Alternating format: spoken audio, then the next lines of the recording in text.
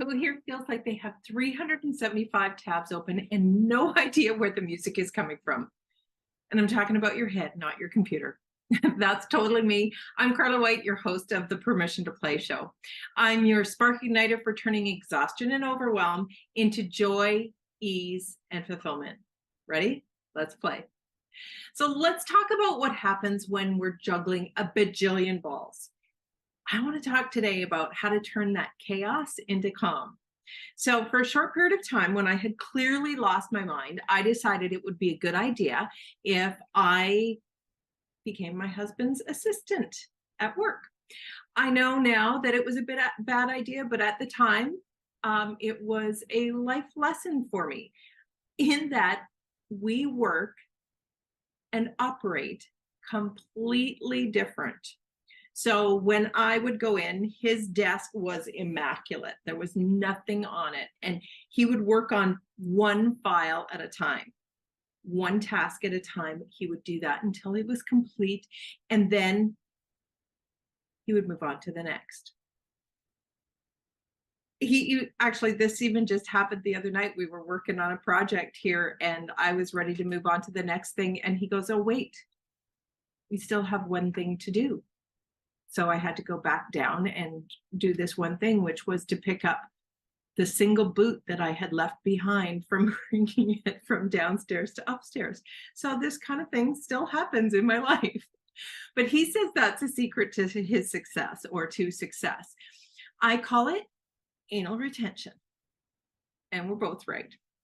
So as women, I swear that we are like, we have multitasking gene. We have a multitasking gene in our DNA. And I'm really curious as to whether that's something that's conditioned into us, or you feel like that's just the way that we're designed, that we're wired. And I used to operate best under chaos and crisis. And I prided myself into being so great under pressure. And I mean, that's part of the reason I went into nursing and firefighting and then became an entrepreneur.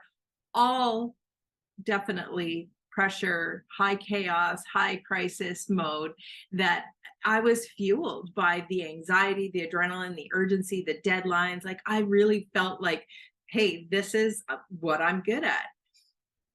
And part of that was just understanding, after being burned out multiple times, that something needed to change. And it couldn't be just moving on to a different profession or job or career. I knew that that something had to be me. So part of the success principles, I think it's number 28, is clean up your messes and incompletes. Now, when I first did this, I had a messes and completes list of 57 pages. Well, maybe that's an exaggeration. It was more like 55 pages. But what I learned was there's this cycle of completion, and it has 6 steps to succeed at anything. And how many of us never complete? Where are my like starters? And I've recognized that I need finishers in my life, people to help me finish and bring it across the finish line into completion. So there is a finishing stage, but I would leave one last little thing undone or move on to the next project before I completed that one. And I'm still, trust me, this is something I'm still working on, but I have this, it's an internal wiring that there's something about being complete and feeling complete.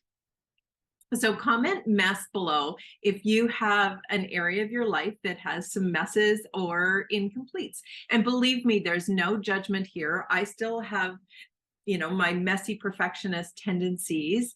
And the idea is that when we don't complete the past, we can't be free to fully embrace the present. And so that's one of the things that I work on daily pretty much is being present, being in the moment as much as possible, not living in the past or not worrying about the future. It's being in the present moment. That's one of the things that I learned in the silent meditation retreat, was that misery was because my brain was either caused by living in the past or worried about the future and not in the present moment. So presence is one of the pillars that we work on in B School. And it's a big part of the Spark methodology. So our nervous system, though, is designed like that completion cycle. And the completion cycle, well, everything's a cycle, and it's meant to help us rise to the occasion when there's a challenge or a threat. And when that's gone, our body is meant to go back into relaxation mode or the rest and digest mode. And what's happened is that so often when we've got these messes and incompletes, or we've got we never stop, we've got a bajillion balls in the air, we've got all of these things going on, is that there's these constant open loops in our nervous system where it's not completed. And there's somatic exercises and things that we can do to help regulate our emotions or our nervous system, and really just recalibrate our energy. So I still have messes and incompletes on my list. Definitely, I think I'm down to maybe, 3 pages, 4 pages. No, I don't really know. But one of my favorite games to play is the 27-9 game. This is one of the probably most powerful exercises that I do or have done for myself. And what it is that for 9 days in a row, you release 27 items. And it's actually, I call it a game, but it's actually a very powerful feng shui energy experience, where when we move the energy and we release items or things that are in our house, then that opens up the energy for more opportunities and possibilities. And every single time I have done this exercise, something great comes into my life. I have a new opportunity. There's just like this feeling of freedom, and there's this idea of something's complete, like I'm getting closer to that one file open on my desk, which actually probably will never happen. But it is this feeling of expansion, and the energy shifts completely. So it's an incredible opportunity. If you're feeling a little bit stuck or you have some of those messes, this is a great place to start. And one of what you can do is, if you're interested in playing the game with me, drop the comment 27-9 in the comments, and I'll reach out in the DMs and send you a little bit of an instruction sheet, and you can find out a little bit more about it and play along with me. It's every day 27 things. Somebody said, oh yeah, 27 things in 9 days. No, it's 27 things for 9 days in a row. And if you miss a day, you start over. One of the big shifts that you can make, a place to start with your messes and incompletes, is to do this 27-9 game. I would love for you and possibility when you've cleared out some of the clutter. So this is Friday of Canadian Thanksgiving. I have managed to, if you've been around for a while, you know that I have PTDS, which is post-turkey dinner stress, because I have had way too many turkey dinner disasters to tell you about here.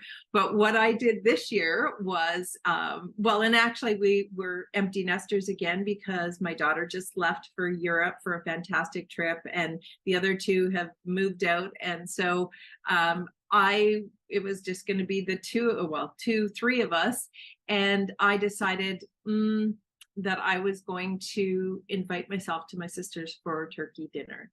So I so badly do not want to cook turkey dinner that I actually committed to her that I would make I would do all other meals if I didn't have to cook turkey dinner. So that's our plan.